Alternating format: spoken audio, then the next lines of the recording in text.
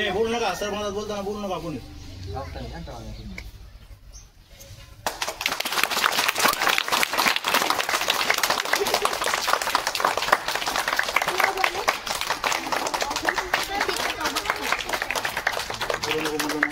काय होतं सर?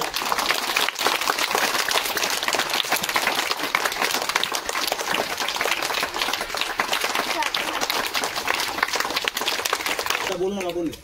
आज स्वतंत्र भारताचे पहिले पंतप्रधान आहे की नाही? सध्या कोण आहेत पंतप्रधान? Very good. स्वतंत्र भारताचे पहिले पंतप्रधान आणि जे मुलावर खूप प्रेम करायचे, बालक दिन साजरा केला जातो. मुलांवर जे प्रेम करायचे, खूप मुलांचे आवडते चाचा नेहरू ज्यांना म्हणायचे, असे भारताचे मानवतावादी, राष्ट्रवादी, धर्मनिरपेक्ष नेते म्हणून ज्यांचा उल्लेख केला जातो असे पंडित जवाहरलालजी नेहरू. आज यांचा जन्मदिवस आहे, जयंती आहे की नाही? आणि त्यांची जयंती आपल्या देशामध्ये बालक दिन म्हणून मोठ्या उत्साहात साजरी केली जाते. कारण की पंडित जवाहरलाल नेहरू यांना काय मुलं खूप आवडायचे की नाही?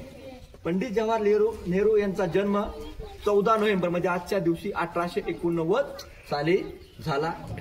स्वतंत्र भारताचे ज्यावेळेस आपल्या देशावर 150 वर्षे इंग्रजांनी राज्य केलं आणि इंग्रज सोडून गेल्यानंतर ज्यावेळेस आपल्या देशाला स्वातंत्र्य मिळालं, तर स्वातंत्र्य मिळाल्याच्या नंतर ज्यावेळेस आपल्या भारतामध्ये पंतप्रधान निवडून आले ते होते पंडित जवाहरलाल नेहरू.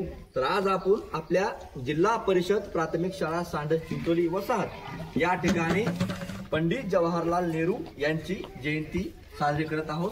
त्या जयंतीच्या निमित्ताने तुम्हा सर्वांना खूप खूप शुभेच्छा. आणि दुसरा महत्वाचा विषय म्हणजे त्यांची जयंती बालक दिन म्हणून आपल्या देशामध्ये काय केली जाते? साजरी केली जाते.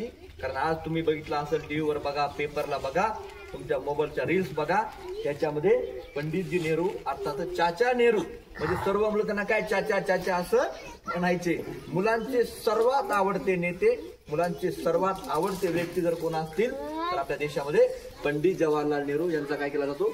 उल्लेख केला जातो.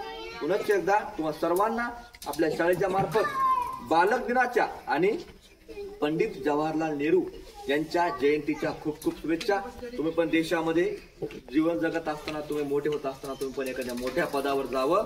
आणि पंडित जवाहरलाल नेहरू ज्या काय तुम्हाला सूचना दिल्या आहेत पुस्तकाच्या माध्यमातून, त्यांच्या राहणीमानाच्या माध्यमातून, ते देशाचे पंतप्रधान झाले.